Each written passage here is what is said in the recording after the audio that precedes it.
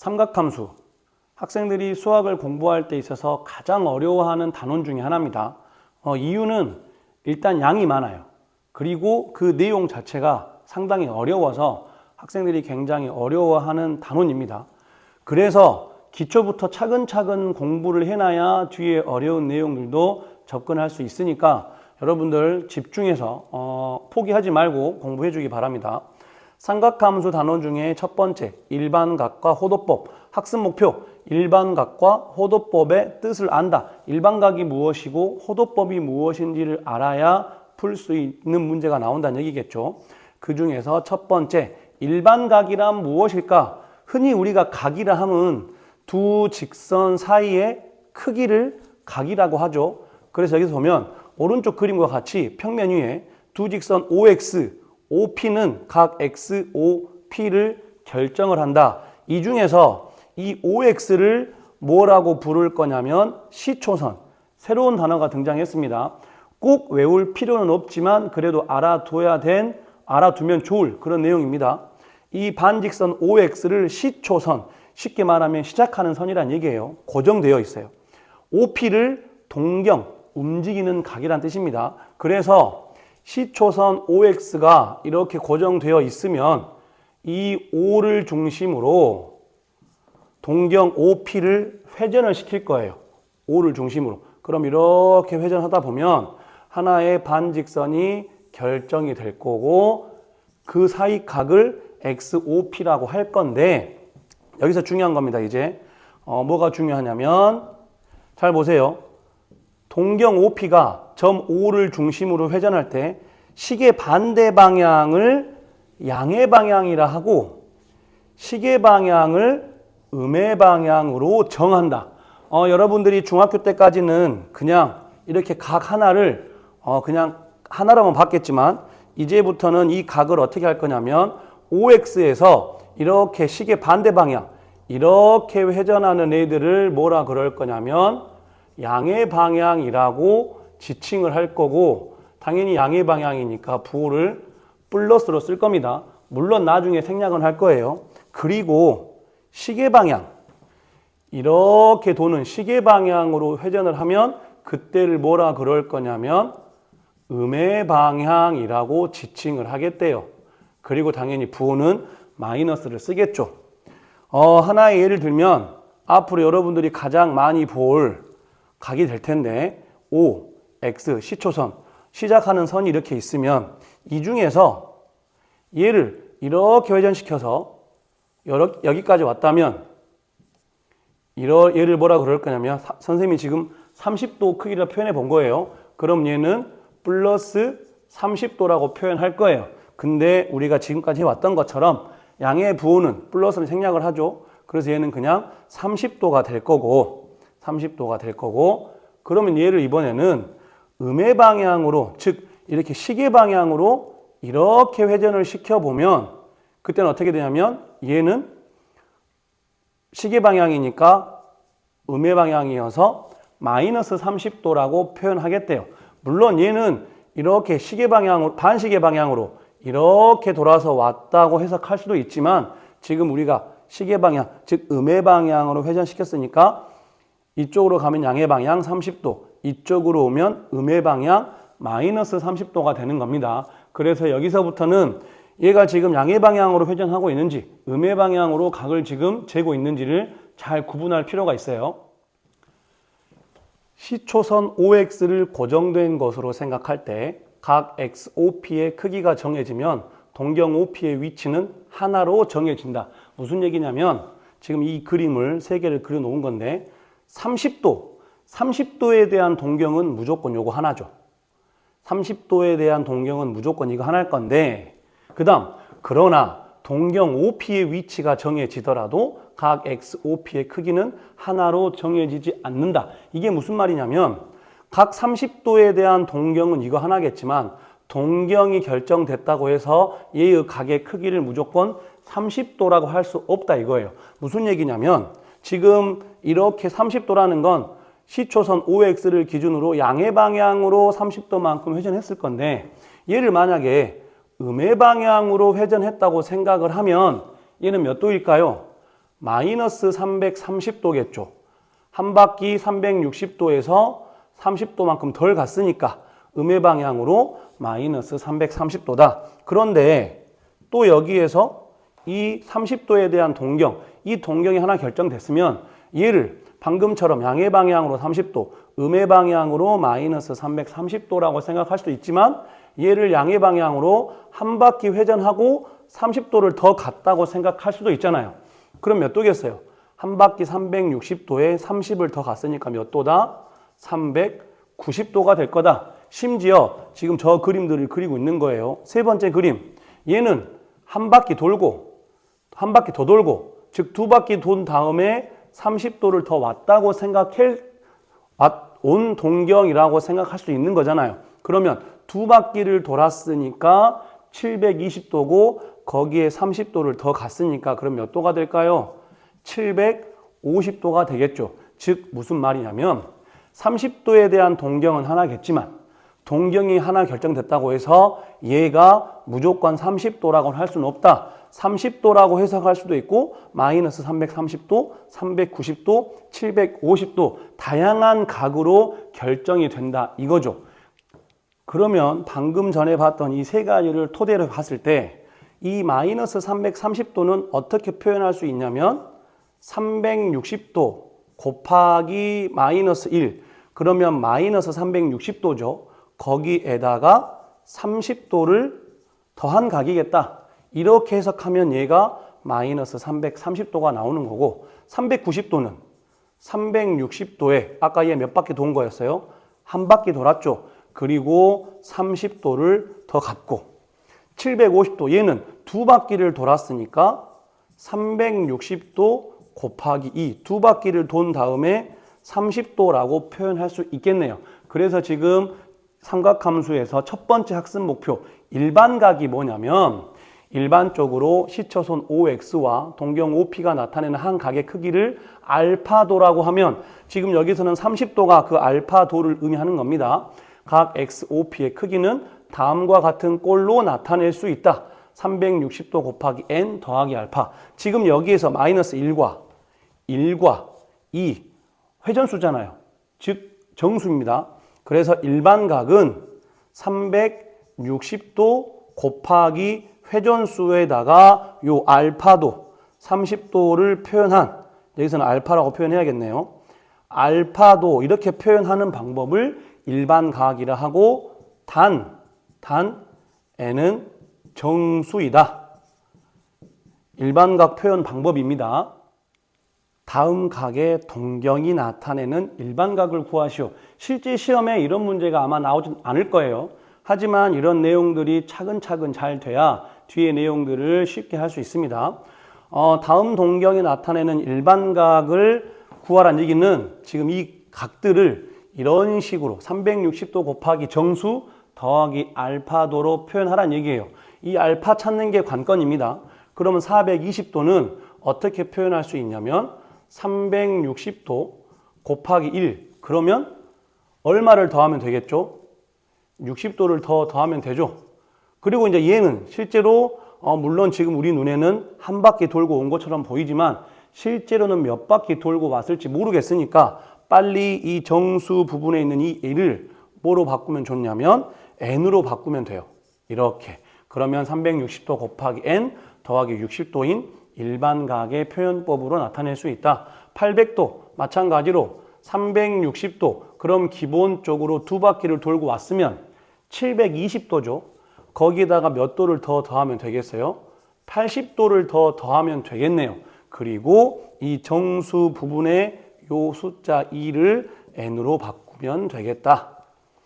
마이너스 210도 음의 방향 실제로 익숙하지 않긴 하지만 그럼 마이너스 210도는 360도 곱하기 마이너스 1 그럼 마이너스 360도죠. 그럼 거기에다가 얼마를 더하면 얘가 될까요? 얘가 지금 마이너스 360도니까 여기에다가 150도를 더 더하면 될까요? 실제 마이너스 360을 넘기면 되겠죠.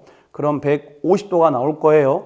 그리고 나서 다시 여기 마이너스 1 자리에 n을 쓰면 이게 일반각 표현법이 되겠다.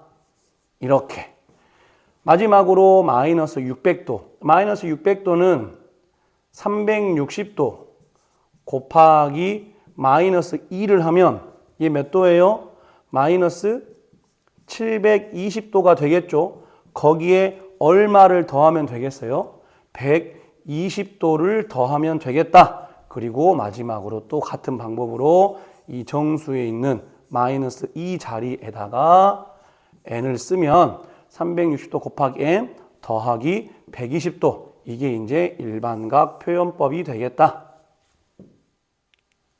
오른쪽 그림과 같이 좌표 평면에서 원점 O에서 이거 중요합니다. X축의 양의 방향으로 시초선을 잡을 때 거의 대부분의 문제가 좌표 평면에서는 요 X축의 양의 방향 얘를 시초선으로 잡을 거예요.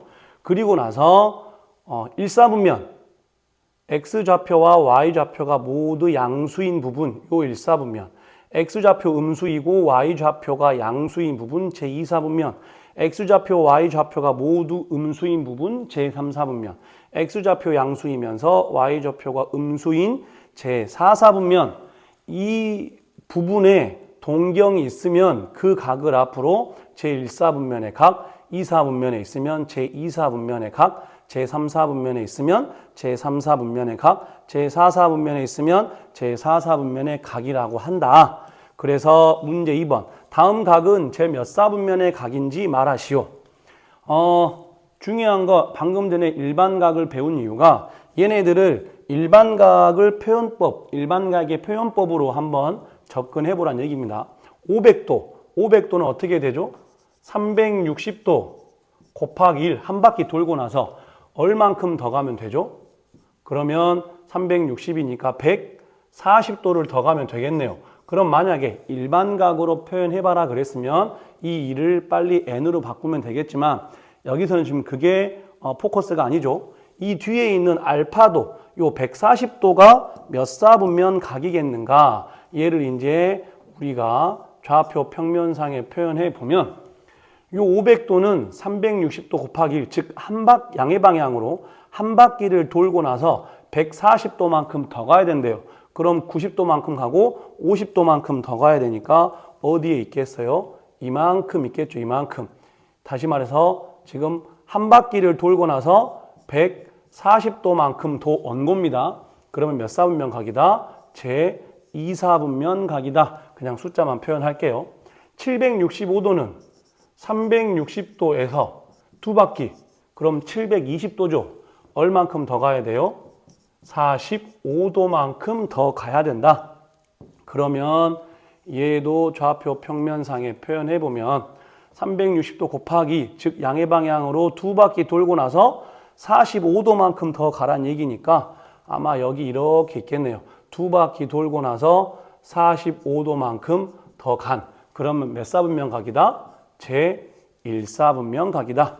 960도. 960도는 360도 곱하기 몇 바퀴겠어요? 두 바퀴. 물론 세 바퀴로 됩니다. 근데 두 바퀴로 하면 720도. 그러면 720도 가고 나서 얼만큼 더 가야 돼요? 240도를 더 가야겠죠.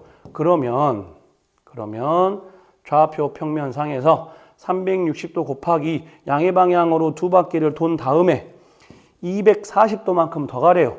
90도, 180도, 270도에서 조금만 덜 가면 되는 거니까 이만큼이겠죠. 지금 이만큼이 240도가 되는 겁니다. 두 바퀴를 돌고 나서 지금 240도를 더 간 거예요. 그럼 몇 사분면 각이다? 제 3사분면 각이다. 마지막 마이너스 1100도는 음의 방향이니까 360도 곱하기 마이너스 3을 하면 얼마죠? 마이너스 1080도죠. 그러면 마이너스 1080도니까 지금 마이너스 20도가 부족하잖아요. 그러니까 마이너스 10도를 더해준 겁니다. 그러면 다시 말하지만 우린 지금 얘가 몇 사분면 각인지가 궁금한 거기 때문에 그렇다면 360도 곱하기 마이너스 3 이번에는 음의 방향으로 세 바퀴를 돈 다음에 회전한 다음에 마이너스 20도만큼 즉 음의 방향으로 조금 더 가래요. 그럼 이만큼 지금 이만큼이 20도가 되는 겁니다. 실제로는 마이너스 10도겠죠. 그럼 몇 사분면 각 되겠어요? 제 4사분면의 각이 되겠다.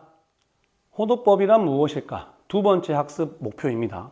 지금까지는 각의 크기를 45도, 70도, 120도와 같이 도를 단위로 하는 60분법을 사용했었어요. 이제 각의 크기를 나타내는 새로운 단위를 알아보자. 이게 지금 호도법인 겁니다. 그러면 호도법을 설명하기 전에 선생님이 이런 스토리를 좀 이야기를 할 건데, 학생들에게 파이가 얼마냐고 물어보면 아마 두 가지 답이 나올 거예요.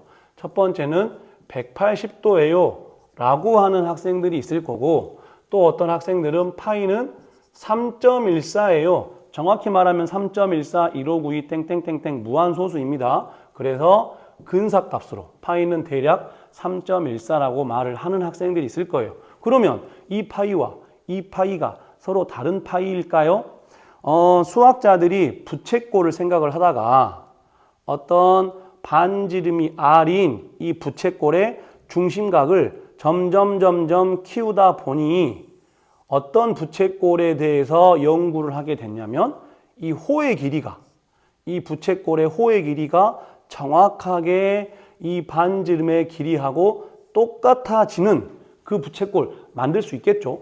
이 중심각을 점점 키우다 보면 반지름과 호의 길이가 같아지는 그 중심각을 앞으로 수학자들이 1라디안이라고 하자고 약속을 한 거고, 이 라디안이 조금 이따 이야기하겠지만 호도법의 단위예요. 다시 반지름과 호의 길이가 같아지는 그 부채꼴의 중심각의 크기를 1라디안이라 할 거고, 실제 1라디안을 각도기로 한번 재보니까 57점 몇 도가 나온 거죠. 57점 몇 도. 이거 굉장히 중요한 겁니다. 그래서 이제 이 반지름 R 말고 이제 1로 해볼 거예요. 1. 반지름이 1인 부채꼴에서 방금처럼 호의 길이가 정확하게 이 반지름하고 같아질 때의 요 부채꼴, 얘네는 호의 길이가 1 되겠죠. 반지름이 1이니까. 그럼 그때의 중심각이 1라디안이죠. 그러면 얘를 이제 호의 길이가 부채꼴의 반지름의 2배가 되는, 즉 2가 되는 이 호의 길이가 2가 될 때, 그때의 요 그럼 중심각이 뭘까요? 2라디안이겠죠. 2배니까. 이게 1라디안, 또 하나 1라디안. 그럼 2라디안 될 거 아니에요? 그러면 얘를 이제 호의 길이가 3 될 때, 이렇게 호의 길이가 반지름의 3배인 3 될 때의 요 중심각은 그럼 뭐가 될까요? 3라디안 되겠죠. 3개 붙었으니까. 그런데 1라디안이 57도보다 살짝 커요. 그럼 곱하기 3을 하면 180도 되나요? 아직 안 됩니다. 60도를 3배 해야 180도가 될 건데 지금 57점 얼마를 3배를 하면 아직 180도가 안 됐어요. 그래서 얘를 180도 만들고 싶어서 얘를 조금 더 키워보니, 조금 더 중심각을 키워보니 이렇게 만들었다 이거죠. 이렇게 해보면 이제 정확하게 180도가 되죠. 그러면 3보다 살짝 큰 실제 요 호의 길이가 뭐냐면 대략 3.14가 되더라 이겁니다. 다시 말해서 반지름이 1인 요 부채꼴을 정확하게 반원을 만들어 보면 이 반원의 요 호의 길이가 3.14, 3보다는 조금 더 큰 3.14일 때 정확하게 얘가 180도가 되더란 얘기예요. 결론은 선생님이 아까 처음 이야기했던 것처럼 파이를 180도로 해석하는 것도 맞고 파이를 3.14라고 해석하는 것도 맞아요. 그러면 이게 어떤 기준이냐면 이 파이라는 얘를 각도 개념으로 보자면 180도가 되는 거고 길이의 개념으로 보면 3.14가 되는 거예요. 그래서 수학자들이 호도법을 사용하는 이유는 각의 개념을 길이의 개념으로 바꾸고 싶어서 나온 개념이 호도법입니다. 오른쪽 그림과 같이 지금 이 그림이 아까 선생님이 말했던 반지름과 호의 길이가 같은 그 부채꼴을 표현한 겁니다. 그러면 호의 길이는 중심각의 크기의 정비례함으로 원과 부채꼴의 특징 중에 하나예요. 그렇다면 정비례하기 때문에 이 호의 길이 r 대 이 전체 원의 둘레의 길이인 2파이 r이죠. 그럼 걔는 이 중심각인 알파도 얘와 전체 원의 중심각인 360도 이런 비례식이 성립을 하겠죠. 그게 지금 이 뜻입니다. 그러면 비례식이니까 내항 외항 곱해보면 내항 곱하면 2파이 r 곱하기 알파도는 외항 곱하면 360도 곱하기 r. 그러면 양변에 r 약분시키고 2까지 약분시키면 180도가 남겠죠. 그래서 파이까지 나누면 알파도는 파이분의 180도가 되는데 이 알파도의 크기 파이분의 180도를 1라디안이라 하고 이것을 단위로 하여 각의 크기를 나타내는 방법을 호도법이라고 한다. 실제 이 비례식 자주 쓰진 않을 거예요. 아무튼 결론은 호도법은 1라디안은 부채꼴의 반지름과 호의 길이가 같아졌을 때의 그 중심각을 앞으로 1라디안이라고 할 겁니다. 따라서 호도법과 60분법 사이에는 이와 같은 관계가 성립을 합니다. 1라디안은 방금 전에 봤던 것처럼 파이분의 180도이고 반대로 1도는 180분의 라디안이에요. 이 관계식이 성립을 하는데 실제로 선생님도 이 관계식은 잘 쓰진 않습니다. 참고 각의 크기를 호도법으로 나타낼 때 보통 각의 단위인 라디안을 생략한다. 이게 무슨 말이냐면 앞으로 여러분들 삼각함수 할 때 사인 1도라고 나오는 애들이 있고 사인 1로 나오는 애들이 있어요. 얘 둘은 다릅니다. 얘는 지금 각도가 60분법의 1도를 말하는 거고 얘는 1라디안에서 지금 이 라디안을 생략해 놓은 거예요. 그래서 이 둘은 다른 겁니다. 지금 그걸 말하고 있는 거고 그럼 실제로 지금 여기에서 여러분들에게 강조하고 싶은 건 이 관계보다는 앞으로 여러분들은 60분법을 호도법을 60분법으로 잘 바꿀 수 있는 능력이 필요해요. 그러면 어떻게 바꿀까요? 방금 전에 봤듯이 지금 표를 옮겨놨으니까 요 1라디안이 파이분의 180도이고 1도가 지금 180분의 파이 라디안이라 그랬잖아요. 그럼 이 60분법 50도를 호도법으로 바꾸면 잘 보세요. 50도는 지금 1도가 50개 모여 있는 거죠. 그런데 1도가 뭐겠어요? 180분의 파이 라디안이에요. 그래서 180분의 파이 이게 1도니까 거기에 지금 이게 50개 모여 있는 거다. 그러면 결과적으로 180분의 50파이가 되겠죠. 그리고 약분시키면 답은 됩니다. 이런 식으로 바꿔야 되는데 좀 귀찮더라 이거죠. 그래서 선생님은 어떻게 보통 가르치냐면 60분법을 호도법으로 바꿀 때는 이 얘를 180으로 나눈 다음에 무조건 파이를 곱하라고 합니다. 즉 방금 했던 과정하고 똑같아요. 요 50을 180으로 나눈 다음에 파이 곱하면 돼요. 그럼 어떻게 되죠? 양변 분모 분자를 10으로 나눠버리면 18분의 5파이가 되겠네요. 18분의 5파이. 이렇게 바꾸는 겁니다. 그러면 210도는요. 어떻게 바꾸면 돼요? 요 210을 무조건 180으로 나눈 다음에 파이 붙여주면 돼요. 그러면 10 나누고 18분의 21이니까 3으로 나누면 6분의 7파이 되겠나요? 그래서 210도, 60분법에서 210도를 호도법으로 바꿔보면 6분의 7파이로 바뀌는 겁니다. 그럼 반대로 호도법을 60분법으로 바꿀 때는 어떻게 하나요? 그냥 파이 자리에 180도 넣으면 돼요.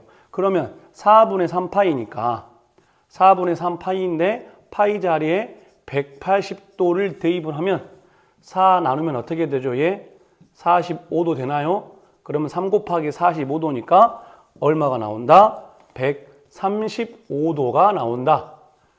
3분의 5파이, 3분의 5파이도 마찬가지로 3분의 5 파이 자리에 180도 대입하면 돼요. 그럼 약분시키면 60도만 남을 거고 5 곱하기 60도니까 그러면 얼마다?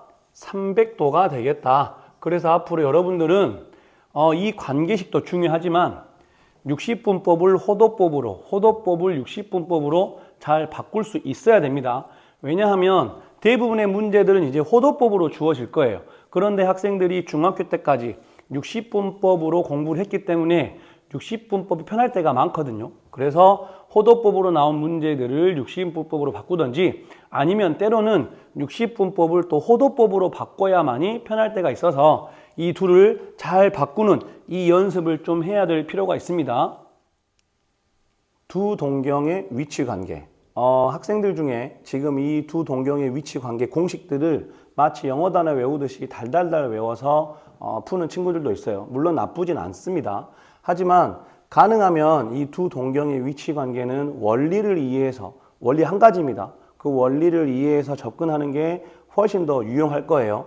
일단 먼저 두각 알파, 베타를 나타내는 동경이 일치할 때, 일직선 위에 있고 방향이 반대일 때 X축에 대하여 대칭, Y축에 대하여 대칭. 보통 웬만한 교재들은 4번까지만 소개를 할 건데 그 한 가지 원리를 어떻게 적용시키는지 보여주고 싶어서 5번째, Y는 X에 대하여 대칭까지 한번 가져와 봤습니다. 물론 맘만 먹으면 더 만들 수도 있어요. 그러면 그 수많은 유형들을 전부 다 공식 외울 수 없으니까 한 가지 원리를 추천하는 겁니다.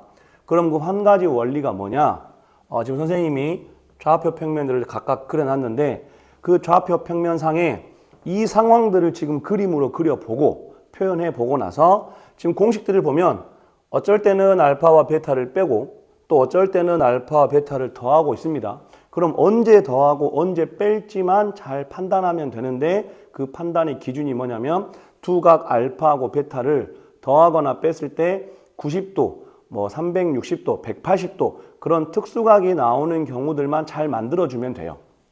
먼저 일치하는 경우 보겠습니다. 두 각 알파, 베타를 나타내는 동경, 알파, 베타가 일치할 때 그럼 일치한다는 얘기는 예를 들어서 알파의 동경이 이렇게 있고 그럼 베타의 동경도 일치해야 되니까 똑같은 위치에 이렇게 있겠죠. 그럼 이때는 과연 이 알파와 베타를 더할 건지 뺄 건지를 어떻게 판단할 거냐면 일단 선생님이 기본적으로 지금 알파를 좀 더 큰 각으로 보고 있는 건데 알파가 이 동경이 되려면 시초선부터 시작을 해가지고 이렇게 한 바퀴 뺑 돌고 이만큼 와야 알파가 되겠죠. 그럼 베타의 회전각은 이거라고 한번 해보죠. 그러면 여기에서 알파 시초선부터 시작을 해가지고 한 바퀴 뺑 돌고 즉 360도를 회전하고 베타만큼 더 온 거잖아요. 그럼 알파에서 베타를 빼면 뭐가 만들어지죠? 360도가 만들어지죠. 그래서 이 경우에는 알파에서 베타를 빼는 겁니다. 그리고 알파에서 베타를 뺐더니 한 바퀴 360도가 나왔다는 얘기는 2파이가 됐다는 얘기인데 알파건 베타건 지금 선생님이 더할 건지 뺄 건지를 결정하기 위해서 한 바퀴만 돌려본 거지 실제로는 알파건 베타건 몇 바퀴를 돌고 왔을지 모르잖아요. 즉 일반각의 개념을 적용시켜서 그 앞에다가 2n파이를 이렇게 더해주는 거예요. 그러면 2n파이는 n바퀴 돈 거고 2파이는 한 바퀴 돈 거기 때문에 별 차이 없잖아요. 그래서 이 경우는 뒤에 2파이를 써도 되고 안 써도 되는데 안 써도 된다면 쓰지 않겠습니다. 이게 일반적이에요. 두 번째, 이번엔 일직선에 있고 방향이 반대다. 그 말은 알파에 대한 동경을 이렇게 두면 당연히 베타에 대한 동경은 어디서 해야겠어요? 일직선에 있으니까 방향이 반대. 그럼 이렇게 있다는 얘기겠죠. 그럼 이 경우에도 알파와 베타를 빼야 될지 더해야 될지를 판단 근거. 알파 시초선을 시작으로 요만큼 회전했을 거예요. 그럼 베타는 시초선을 시작으로 이렇게 했을 건데 그러면 알파 이렇게 회전한 각에서 베타 요만큼 빼면 정확하게 뭐가 만들어지죠? 180도가 만들어지죠. 그래서 이 경우도 빼야 되고 뺐더니 아까 뭐가 만들어졌어요? 180도, 즉 파이가 만들어졌죠. 얘도 몇 바퀴 돌고 왔을지 모르겠으니까 일반각의 개념 적용시켜서 앞에 2n파이를 붙여주면 된다. 그래서 두 동경이 일치할 때랑 일직선이 반대 방향일 때는 두 동경의 각들을 빼는 겁니다. 세 번째, x축에 대하여 대칭일 때 그러면 알파에 대한 동경을 이렇게 하나 놓고 그럼 x축 대칭 되려면 베타는 어째야 돼요? 이렇게 있어야겠죠. 이렇게. 여기서 선생님이 지금 이렇게 하고 있는데 여기다 하면 안 돼요? 됩니다. 여기다 이렇게 하면 베타 이렇게 되겠죠. 그거는 그냥 편의상 하면 되는 거고. 그러면 이때는 알파와 베타를 더해야 될지 빼야 될지 판단을 어떻게 할 거냐? 알파는 시초선 시작으로 이렇게 회전해서 이만큼 왔을 거예요. 베타는 시초선 시작해서 이만큼 왔다고 하면 지금 이 각의 크기가 이거하고 똑같잖아요. 그러면 알파의 회전 각에서 이만큼 베타를 더하니까 360도가 만들어지죠. 그래서 이때는 둘 더하는 거예요. 더했더니 360도가 만들어졌기 때문에 그래서 얘도 둘 더한 거 360도 2파이가 만들어지는데 일반각의 개념 적용시켜서 앞에 2n파이를 더하면 되겠다. 그럼 얘도 고작 한 바퀴 차이니까 굳이 없어도 상관없겠다. 네 번째, y축 대칭일 때예요. 이번에 y축 대칭이니까 선생님이 대충 알파에 대한 동경을 이렇게 놓고 그럼 베타는 y축 대칭이니까 이렇게 있으면 되겠죠. 그러면 이 둘의 회전각 과연 이 둘은 알파와 베타를 더할지 뺄지 알파에 대한 회전각은 이만큼이요. 시초선 시작해서 이렇게 된 거고 베타에 대한 회전각은 이거겠죠. 그러면 이때 알파와 베타 어쩔까요? 지금 이 베타가 얼만큼이에요? 이만큼하고 똑같잖아요. 그러면 결과적으로 알파에다가 베타를 더하니까 뭐가 만들어져요? 180도가 만들어지죠. 그래서 둘 더한 것이 180도가 만들어지니까 파이가 만들어졌고 앞에 일반각 개념 2n파이를 더하면 되겠다. 마지막 하나, y는 x에 대하여 대칭이래요. 그럼 y는 x라는 직선을 쭉 하나 그어보면 얘가 이제 y는 x입니다. 그러면 알파, 선생님이 대충 요 놈이라고 할게요. 이걸 알파에 대한 동경으로 할 거고 베타, 그럼 y는 x에 대하여 대칭돼야 되니까 이게 베타겠죠. 동경. 그러면 알파의 회전각은 시초선을 시작으로 요만큼 회전했을 거고 베타는 시초선을 시작으로 이만큼 회전했다고 생각할 수 있잖아요. 그러면 이 경우에는 알파랑 베타랑 더할까요? 뺄까요? 그 말인 즉슨 이 각의 크기가 지금 y는 x에 대한 대칭이기 때문에 얘랑 누구랑 같죠? 얘랑 같죠? 그러면 이 경우는 이 알파의 회전각에다가 베타를 더하니까 뭐가 만들어져요? 90도가 만들어지죠. 그래서 알파 더하기 베타는 90도 2분의 파이 그리고 그 앞에 일반각의 개념 2n파이를 더하는 겁니다. 그래서 이 두 동경의 위치 관계는 방금 전에 선생님이 말한 것처럼 공식을 달달달 외우는 것보다는 저 문제의 상황들을 그때그때 그림으로 표현해 보고 언제 더할지 언제 뺄지 그 더하고 빼고의 기준은 더하고 뺐더니 90도, 180도, 360도 그런 특수각이 만들어지는 경우를 잘 판단하면 됩니다. 관련된 기본 문제 한번 풀어보겠습니다. 다음 물음에 답하시오. 괄호 1번. 세타의 범위가 파이보단 크고 2파이보단 작대요. 아마 제3, 4분면, 제4, 4분면 어디인가에 있는 동경에 대한 각일 건데 굳이 꼭 안 맞춰도 됩니다. 중요한 건 더할 건지 뺄지만 잘 판단하면 된다 그랬어요. 세타를 나타내는 동경과 4세타를 나타내는 동경이 일치할 때 그러면 세타에 대한 동경을 이거라고 하고 다시 말하지만 굳이 여기에 안 하겠습니다. 물론 해도 되는데 그냥 편하게 1, 4분면에 놓고 그럼 4세타는 동경이 일치한다고 했으니까 4세타가 이렇게 있을 거예요. 그럼 아마도 더 크니까 얘는 한 바퀴 이상 회전하고 왔을 거고 세타는 아마 이만큼이겠죠. 그러면 4세타에서 세타를 빼야 된다, 더해야 된다. 지금 한 바퀴를 돌고 세타만큼 더 갔으니까 세타를 빼면 딱 한 바퀴 360도가 나오잖아요. 그래서 4세타에서 세타를 뺀 것이 2n 파이다. 뒤에 이 파이를 해도 되고 안 해도 됩니다. 그러면 이제 이 식을 정리하면 3세타는 2n 파이. 그래서 어떤 식이 얻어지는 거냐면 양변을 3으로 나누면 세타는 3분의 2n 파이. 그리고 이제 이 n 자리에다가 정수들을 대입하면 돼요. 음의 정수를 넣어도 되고 0부터 자연수를 넣어도 됩니다. 근데 어차피 세타의 범위가 다 양수 범위이니까 음수는 넣지 않을게요. 무슨 말이냐면 n, 세타, n의 값에 따라서 세타 값들이 다 결정이 될 거예요. n에 0을 대입하면 n에 0 대입하면 세타 0 나오겠죠. n에 2를 대입하면 세타는 3분의 2파이. n에 2를 대입하면 세타는 3분의 4파이. n에 3을 대입하면 세타는 2파이. 하나만 더 하겠습니다. n에 4를 대입하면 세타는 3분의 8파이. 이런 식으로 해서 계속 나올 거예요. 그럼 이제 이들 중에 얘네들 중에 주어진 조건에 주어진 범위에 만족하는 세타만 찾아내면 돼요. 그러면 파이보다 크고 2파이보다 작은 애 누구 있죠? 얘 하나밖에 없네요. 그래서 문제에서 원하는 답 세타는 3분의 4파이가 되겠다. 괄호 2번 세타의 범위가 이번엔 0보다는 크고 파이보단 작대요. 이 세타와 4세타의 동경이 y축에 대하여 대칭이다. 그래서 이 세타에 대한 동경을 대충 한 이 정도쯤이라고 두면 4세타는 y축에 대하여 대칭돼야 되니까 이렇게 생겼겠죠. 그러면 아마 이 동경들에 대한 회전각은 이만큼이 4세타 그리고 이만큼이 2세타가 되겠죠. 그러면 이때 4세타와 2세타를 더해야 돼요? 빼야 돼요? 지금 이만큼 2세타면 이만큼도 2세타죠. 그러면 4세타에다가 2세타를 더하니까 정확하게 180도가 나오네요. 그래서 둘 더한 것은 180도 파이가 돼야 되는데 일반각의 개념으로 앞에 2n파이를 더해주면 된다. 그럼 이제 아까하고 똑같은 방법 정리해보면 6세타는 얘 파이로 묶어보면 이렇게 되죠.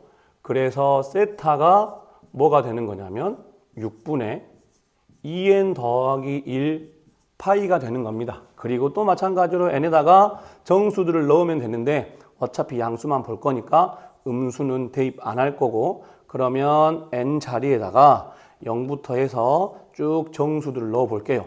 n에 0을 대입하면 세타 6분의 파이 나오네요. n에 1 대입하면 6분의 3파이니까 2분의 파이 되겠죠.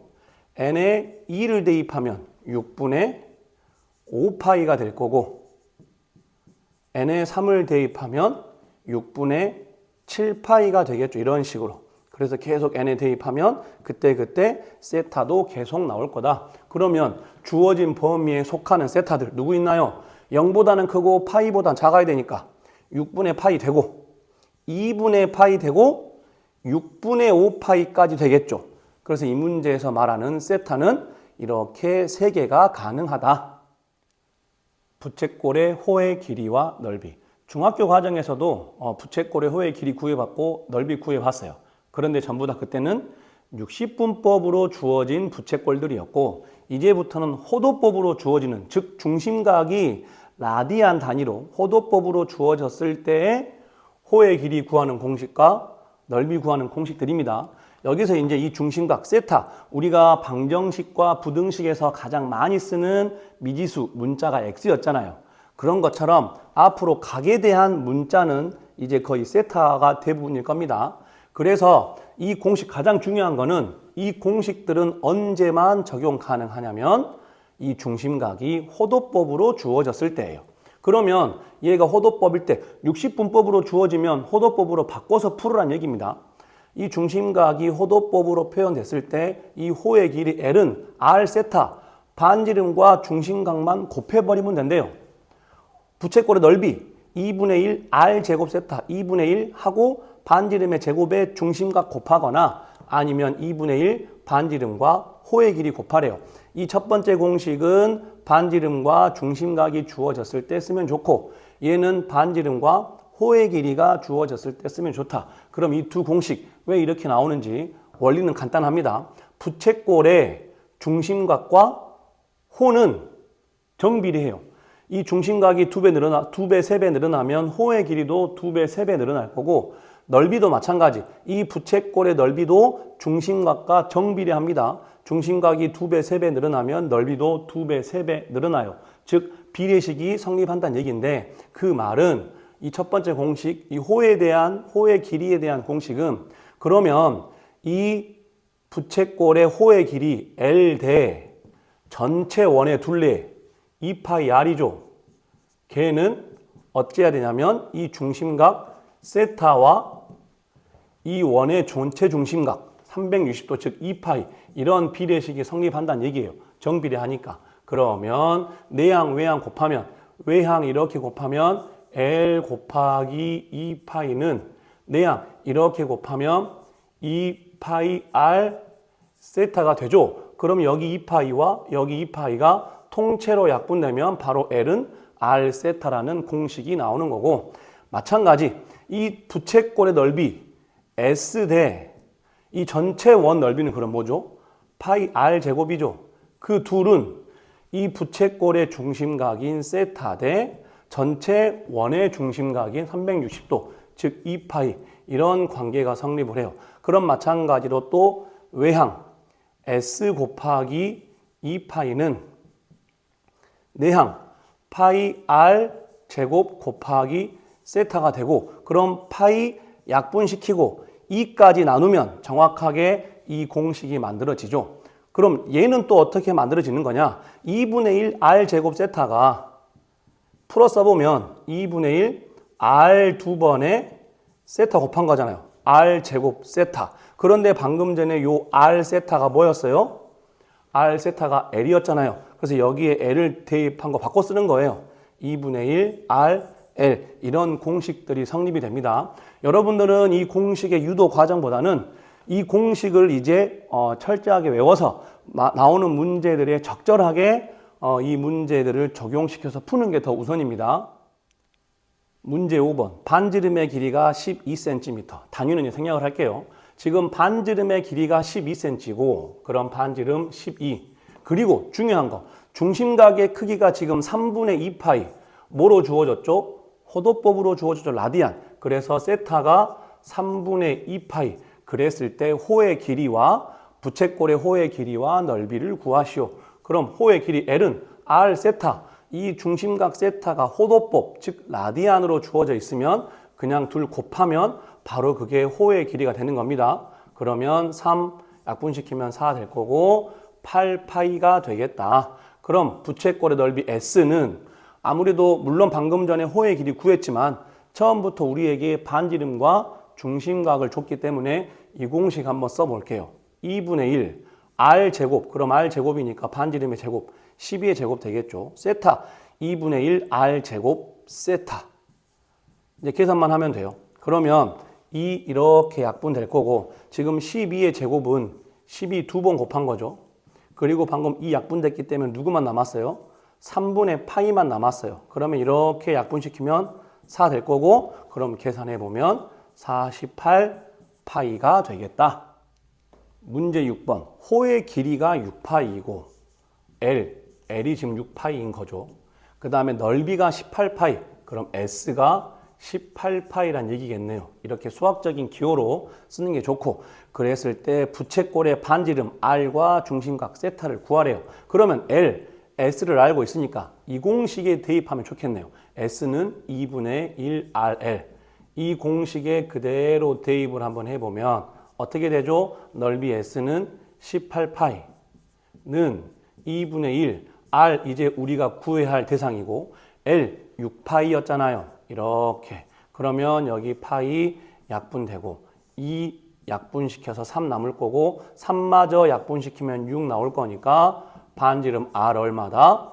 6이다. 그럼 이제 반지름 6 구했으니까 중심각은 이 첫 번째 공식 L은 R 세타에 대입하면 좋겠네요. 그러면 L 처음부터 6파이라고 알려줬고 R 방금 전에 6이라고 알아놨잖아요. 그러면 세타니까 6 약분시키면 바로 저 중심각은 파이가 된다. 문제 7번 지금 부채 모양인데 지금 이 종이 부분의 넓이를 구하라는 얘기입니다. 그러면 지금 보니 그럼 이 색칠한 부분 요 종이 부분의 넓이는 아마도 이 바깥에 있는 큰 부채꼴 이 바깥에 있는 큰 부채꼴에서 안에 있는 요 작은 부채꼴의 넓이를 빼면 되겠죠. 그럼 지금 바깥에 있는 큰 부채꼴의 반지름이 얼마죠? 지금 23이라고 문제에서 알려줬고 안에 들어가 있는 이 작은 부채꼴 요 작은 부채꼴의 지금 반지름은 얼마다? 9가 되겠다. 그러면 바깥에 있는 큰 부채꼴의 넓이는 어떻게 될까요? 2분의 1 R제곱, R제곱이니까 23제곱을 해야죠. 아직 계산 안 하겠습니다. 그리고 중심각, 호도법으로 주어진 거 명심해 잘 봐야 됩니다. 그래서 8분의 7파이. 이게 지금 바깥에 있는 큰 부채꼴의 넓이일 거고, 그럼 안에 들어가 있는 작은 부채꼴의 넓이는 같은 공식 2분의 1 R제곱 그리고 세타.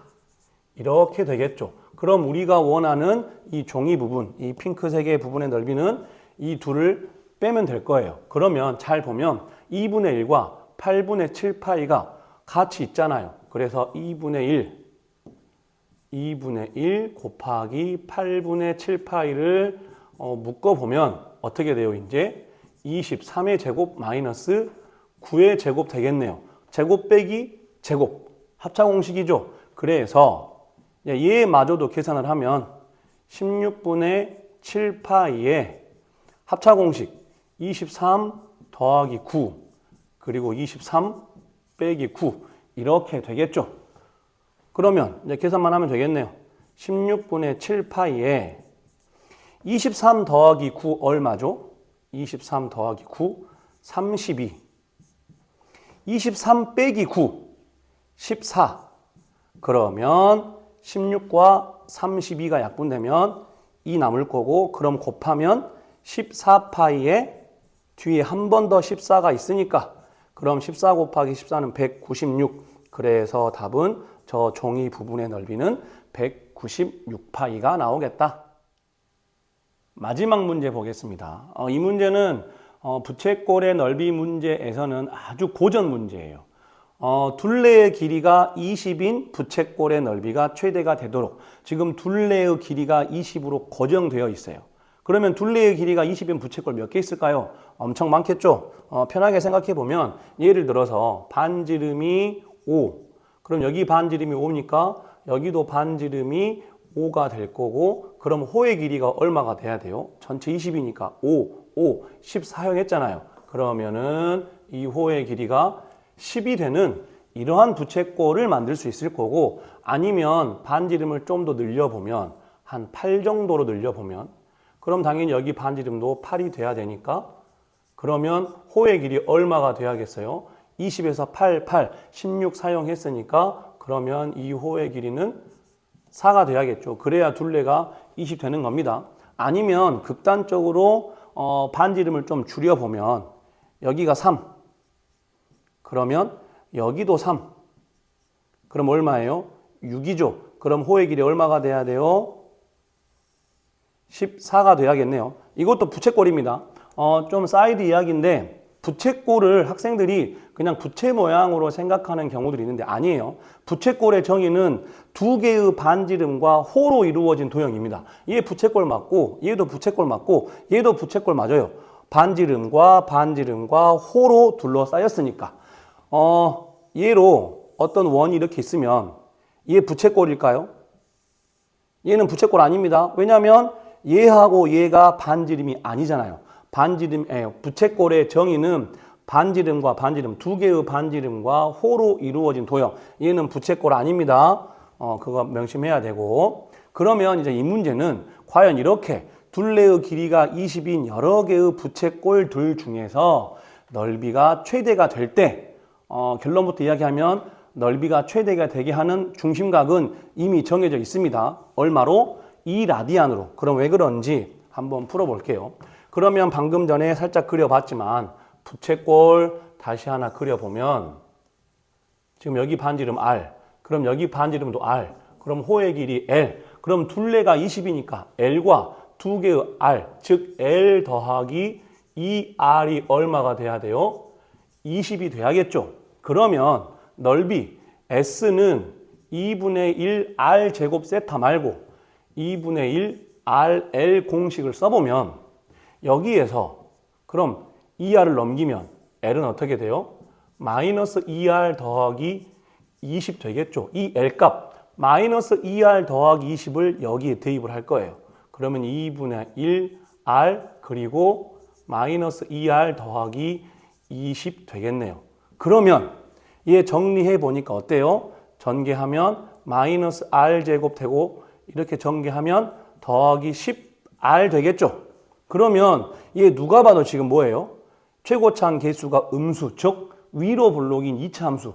최대값 어디에서 갖겠어요? 꼭지점에서 갖겠죠. 그래서 얘를 빨리 완전 제곱꼴로 만들어 보면 마이너스로 묶으면 이렇게 될 거고, 그럼 뒤에 이거 절반 마이너스 5의 제곱인 25 필요할 거고, 다시 25를 빼면 식의 변함은 없고 이제 완전 제곱 만들 수 있을 거다. 그럼 이 세 개로 인해서 어떻게 되는 거예요? r 마이너스 5 전체의 제곱, 얘랑 얘 만나서 나가면 더하기 25. 그래서 이 둘레의 길이가 20인 부채꼴의 넓이의 최대값은 25예요.